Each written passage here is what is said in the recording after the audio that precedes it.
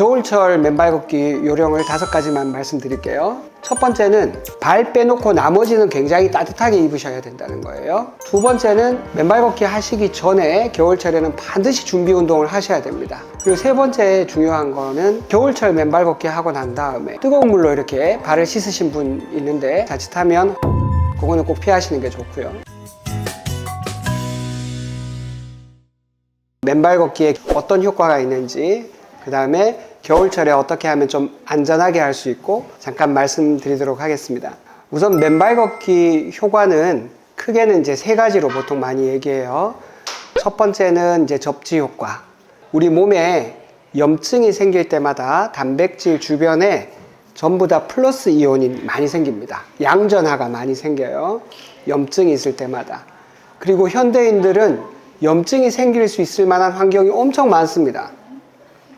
공기 나쁘죠.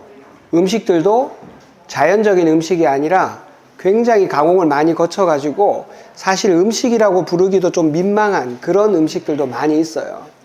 특히 기름에 튀긴 거, 그 다음에 밀가루로 가공한 음식들, 그 다음에 달달하게 온갖 시럽이나 설탕을 막 묻힌 거, 이런 것들이 사실은 워낙 가공이 많이 돼가지고 건강에는 썩 좋지는 않습니다. 이런 것들이 우리 몸에 들어와서 다 염증을 일으켜요.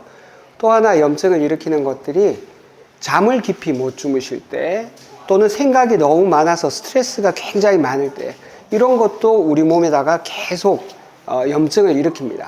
그래서 여기 뒷목이 뻣뻣하고 어깨가 뭉치고 그리고 아침에 일어나도 개운하지 않은 분들은 몸에 어딘가에는 염증이 좀 있다고 생각을 하시는 게 좋아요. 그런데 그런 염증을 없애는 방법이 약만 먹는다고 되겠습니까? 약을 뭐 매일 먹을 수도 없고, 그래서 항산화제를 쓸 수가 있어요. 항산화제는 우리 몸에 그런 양전하로 되어 있는 것들, 또는 활성산소라 그래서 이제 산소 중에서 원래는 전자가 이렇게 딱 쌍을 이뤄야 되는데 쌍을 이루지 못하고 혼자서 돌아다니는 그런 아이들이 있거든요. 굉장히 공격성이 강해요.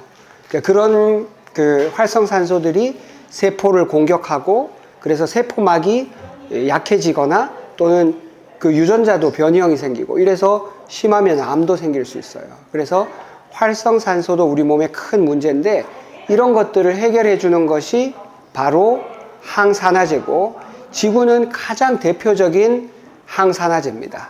그래서 땅에 딱 발을 디디면 여러분 몸하고 지구하고 딱 연결이 되잖아요. 지구에게서부터 우리 몸에 필요한 그런 자유전자들이 급속도로 흡수가 됩니다. 맨발로 땅을 디디면은 우리 몸이 그런 염증도 좋아지고, 또 지구로부터 이런 무한한 항산화제를 공급받는 것과 같다.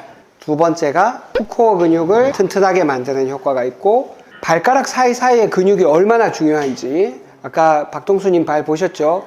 이래야 돼요. 이래, 발이 원래 이런 게 건강한 발인데, 우리는 발이 다 이렇게 모여 있잖아요. 심지어는 막, 좀 신발을 잘못 신으면은 발이 막 이렇게 모여가지고 발가락 위에 발가락이 엎어지기도 하고 막 이렇죠. 그런 것들이, 이 발이 원래는 자유로워야 되는데, 신발이 우리 발을 보호한다는 명목으로 너무 지나쳐가지고 지금은 발을 압박하고 있는 거예요. 세 번째는 발에 이제 지압 효과가 있습니다.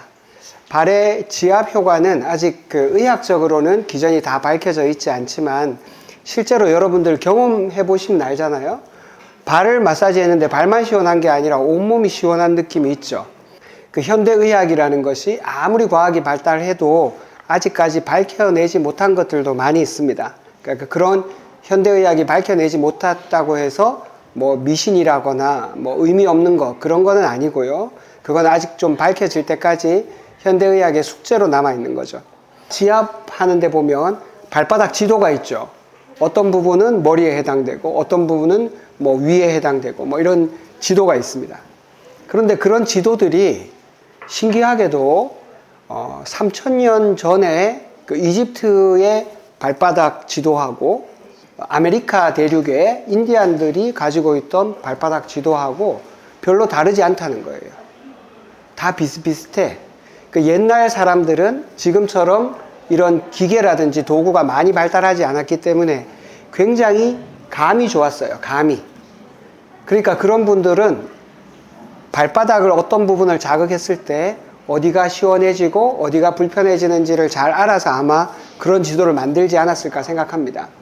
그런데 그런 것들이 굉장히 비슷하다는 거예요. 그러면은 의미가 있다고 봐야죠. 우리가 아직 과학적으로 다 밝혀내지 못했더라도 언젠가는 밝혀질 거다 생각하고, 그리고 실제 해보면 우리 몸에 도움이 되잖아요. 그러면은 그것만 하더라도 충분히 가치 있는 거예요. 주의하실 거는 그래도 맨발 걷기를 하더라도 이제 상처가 나면 안 되니까 파상풍 예방접종은 꼭 한번 하시는 게 좋다. 10년에 한 번씩 하시면 되고, 58년 이전에 태어나신 분들이라면 이제 3차례, 한 번 오늘 맞았다 그러면 한 달 뒤에 한 번 맞고 또 6개월 뒤에 한 번 맞고 이렇게 해서 총 3차례 정도 그렇게 맞으시는 게 좋습니다. 겨울철 맨발 걷기 요령을 5가지만 말씀드릴게요. 첫 번째는 발 빼놓고 나머지는 굉장히 따뜻하게 입으셔야 된다는 거예요. 모자도 하시고 장갑도 하시고 목도리도 하시고, 가급적이면 겨울철 맨발 걷기 하실 때는 몸을 잠바도 롱패딩처럼 좀 긴 거, 그래서 몸을 최대한 따뜻하게 하시라는 거 첫 번째고, 두 번째는 맨발 걷기 하시기 전에 겨울철에는 반드시 준비 운동을 하셔야 됩니다. 여름에 날이 더울 때는 덜 하지만 겨울철에는 자칫 잘못하면 이 나무 뿌리나 아주 가벼운 돌뿌리에도 부딪히면은 상처 입기가 여름보다 훨씬 쉽습니다. 그러니까 반드시 준비 운동 하셔서 몸을 좀 따뜻하게 하시고, 아니면은 이제 신발을 신고라도 한 10분 정도 가볍게 걷고 난 다음에 시작하시고, 그리고 이 까치발 들기 운동 같은 거, 이런 거를 하시면 종아리나 발가락 근육에 어느 정도 혈액순환이 된 다음에 맨발 걷기를 하실 수 있기 때문에 되게 좋으시고요. 그리고 세 번째 중요한 거는 겨울철 맨발 걷기 하고 난 다음에 뜨거운 물로 이렇게 발을 씻으신 분 있는데, 그렇게 하면 이제 발의 감각이 둔하기 때문에 자칫하면 화상 입을 수 있어서 그거는 꼭 피하시는 게 좋고요. 오늘은 지금 여기 수도에 물이 나왔지만 앞으로 한 달 정도 지나면 동파 때문에 수도가 안 나올 거예요. 그래서 작은 휴대용 물수건 같은 걸로 발을 닦고 이제 양말을 신고 다시 오시는 게 좋을 거고요. 그 다음에 겨울철에는 맨발 걷기 할 때 여름철보다는 약간 속도를 늦추고, 그리고 뒤꿈치보다는 앞꿈치로 닿는 것이 조금 더 좋습니다. 특히 처음 하시는 분들이라면. 이게 겨울철에 해보시면 알겠지만 처음 하시면 발바닥이 아주 싸늘하거든요. 그리고 그 느낌이 처음에는 굉장히 불편한 분들도 많아요. 제 경험을 말씀드리자면, 저는 처음에 할 때는 좀 불편해서 이제 덮버선에다가 밑에 구멍을 2개 뚫어 가지고 그렇게 하다가 한 2주 정도 지나서는 그냥 맨발로도 할 수 있겠더라고요. 그리고 맨발로 해보니까 처음에는 한 30분 정도 지나야 발이 따뜻해지기 시작했는데, 그걸 몇 달 하고 난 다음에는 보니까 한 15분, 20분 정도만 지나도 발에서 이렇게 후끈하게 열이 좀 올라와요. 그리고 그 이후에는 뭐 1시간, 2시간 이렇게 해도 크게 무리가 없더라고요. 그래서 겨울철 처음 맨발 걷기 하시는 분들은 속도를 조금 늦추시고 앞꿈치로 가볍게 좀 디디시는 게 좋고, 그 다음에 진짜 처음이라면 무리하게 막 따라 하시기보다 그렇게 보호 도구를 조금 활용하시는 것도 좋다. 그리고 조금 연세가 있으신 분들은 이거 꼭 기억해 주시면 좋겠어요. 작년에 경북대학교에서 발표한 논문인데요. 맨발로 걸은 사람하고 똑같은 시간을 신발을 신고 걸은 사람하고 비교해 보니까 인지 기능의 차이가 났어요. 12주 동안 했는데, 인지 기능 중에서 즉각적으로 대응하는 인지의 민첩성, 이런 부분에서도 맨발 걷기 하신 분이 훨씬 좋고, 그 다음에 스트레스에 대한 저항 정도, 스트레스를 잘 견디는 것도 맨발 걷기 하시는 분들이 신발로 걸으시는 분들하고 아주 눈에 띄게 차이가 났어요. 그래서 연세 드신 분들이 제일 걱정하는 게, 암도 있지만 암보다 더 걱정하는 게 뭡니까? 그렇죠, 치매죠. 예. 맨발 걷기 하시면, 저는 이런 논문들을 바탕으로 하면 치매도 분명히 예방될 거라고 제 나름대로는 확신합니다. 물론 이런 거는 이제 큰 대규모 연구가 필요하긴 한데, 대규모 연구하려면 뭐가 필요하죠? 돈이 필요해요. 돈이. 자, 근데 맨발 걷기는 누가 특허를 낼 수가 있겠습니까? 이게 특허가 안 돼. 그렇기 때문에 아무도 돈을 내지 않습니다. 근데 제가 할 수 있는 대로 좀 소규모 스터디라도 앞으로 이제 저희가 12월 달 되면 이제 병원이 이제 새로 오픈하게 되는데 그때는 이제 그 뇌파 장비라든지 또 여러 가지 검사 장비 또 CT 같은 이런 좋은 장비들이 들어오기 때문에 맨발 걷기를 꾸준히 하신 분들하고 맨발 걷기 없이 그냥 신발로만 걸으신 분들하고 비교 연구를 한번 해볼까 싶습니다. 감사합니다. 뭐 지구가 우리한테 돈은 안 되지만 지구가 우리한테 주는 것이 혜택이 너무너무 많습니다. 저는 맨발 걷기 하면서 가장 좋았던 점은 내가 이 지구별에 태어났다는 게 너무 감사하게 느껴졌다는 거예요. 살아있는 것만 해도 너무 감사한 일이에요. 지구 말고 아직까지는 생명체가 발견된 곳이 없습니다. 가능성은 물론 있겠지만 아직까지 확인된 바는 없어요. 근데 또 지구에서도 생명체가 더 흔하겠습니까? 생명 없는 게 더 많겠습니까? 생명 없는 게 더 많죠. 지구가 생명이 풍부한 곳이긴 하지만 지구의 이런 그 생물체가 5%밖에 안 되고 95%의 물질은 다 무생물체예요. 그러니까 이 우주에서 유일하게 알고 있는 생명이 있는 행성에 우리가 태어났고 그 중에서 생명을 가지고 있다는 것만 해도 감사한데 이렇게 눈동자를 마주보고 얘기할 수 있다는 거 그리고 마음을 나눌 수 있고 서로의 이야기를 우리가 들을 수 있잖아요.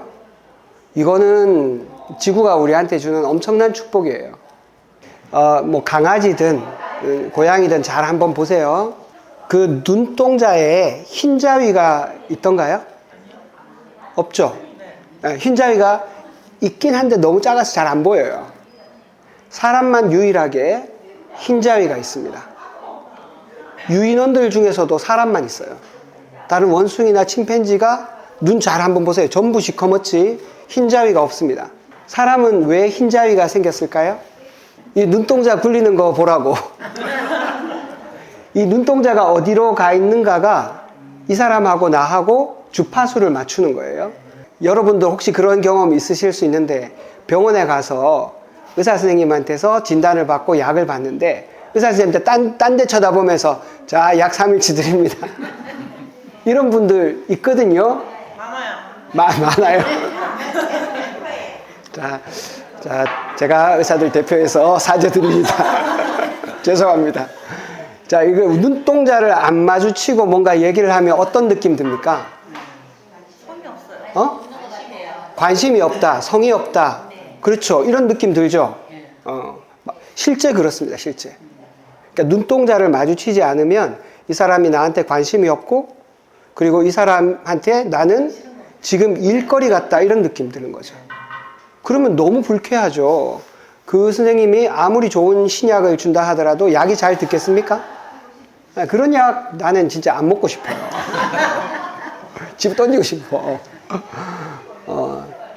사람은 특별하게 이 눈동자가 서로 이렇게 주파수를 맞추듯이 맞추게 되어 있습니다.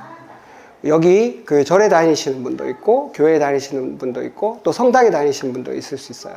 우리가 어떤 신이든지 또는 부처님은 본인이 신이 아니라고 했지만 지금 많은 분들이 그분을 정말 신과 같은 존재로 섬기고 또 존경하는 게 사실이잖아요. 그렇지만 우리가 이런 신이든지 또 어떤 절대자든지 그런 분하고 연결되어 있다고 느낄 때 사람은 굉장히 큰 힘이 나요. 그것과 마찬가지로 지구하고 연결되어 있을 때도 또 사람은 힘이 나요. 또 무시하면 안 되는 것이 우리가 어떤 한 사람과 연결되어 있을 때도 또 힘이 납니다. 그러니까 우리가 눈동자를 맞춘다는 것은 나하고 저 사람하고 주파수를 맞추는 거예요. 주파수가 맞아야 뭔가가 전달이 되죠. 라디오도 주파수가 맞아야 되고 TV도 주파수가 맞아야 저한테 전달이 될 거 아닙니까? 그래서 사람한테는 눈동자가 발달한 거예요. 사람이 다른 유인원하고 절대적으로 차이가 나는 것이 서로 주파수를 맞출 수 있다는 겁니다. 그러니까 우리가 지금 여기 20명 가까이 이렇게 있어도 서로 낯설거나 적이라고 생각되지 않잖아요. 처음 오시는 분도 많은데. 동물들은 처음 보면 어떻게 하죠? 네? 으르렁거리죠.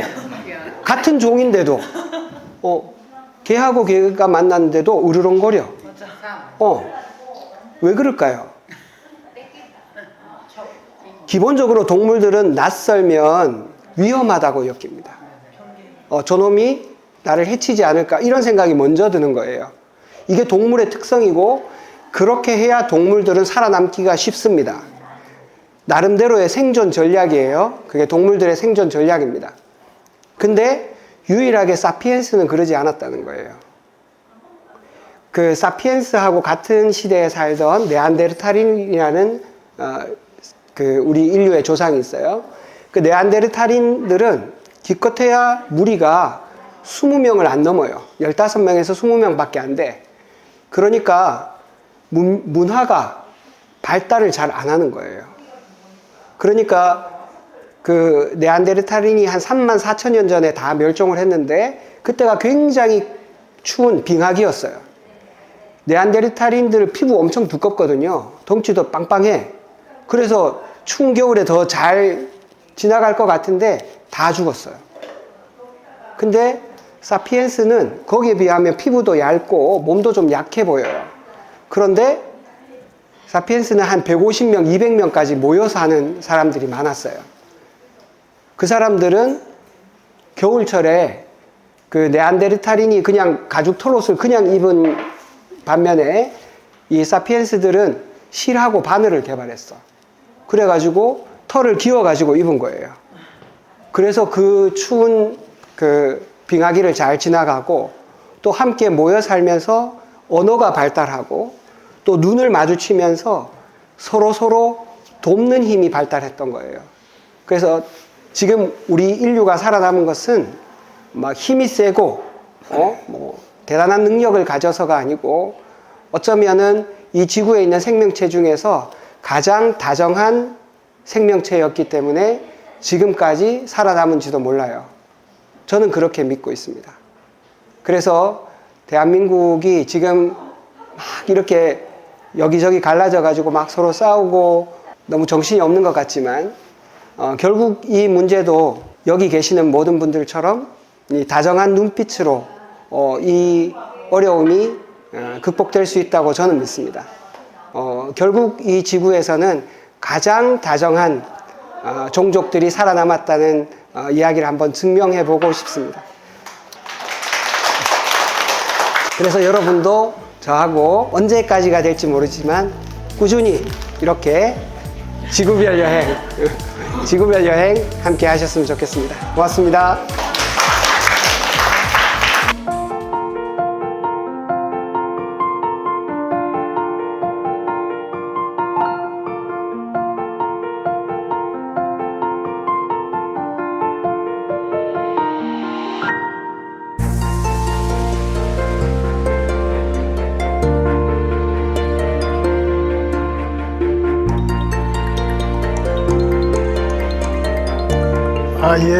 저는 이번 처음으로 참석했는데 너무 좋습니다. 우리 원장 선생님 그 말씀이 하나하나 정말 그 인생에 도움되는 말씀도 많고 또 당연히 건강에도 도움되고 또 우리 회원님들 만나니까 반갑고 자주 좀 만나고 싶습니다.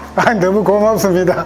이런 기회가 정말 저한테 올 줄 몰랐는데 오늘 정말 기쁜 날입니다. 오늘 좀 갑자기 날씨가 좀 추워져 가지고 겨울 맨발 걷기를 어떻게 할까 고민을 했는데 약간 예습을 한 듯한 그래서 겨울에도 잘할 수 있을 것 같지? 네.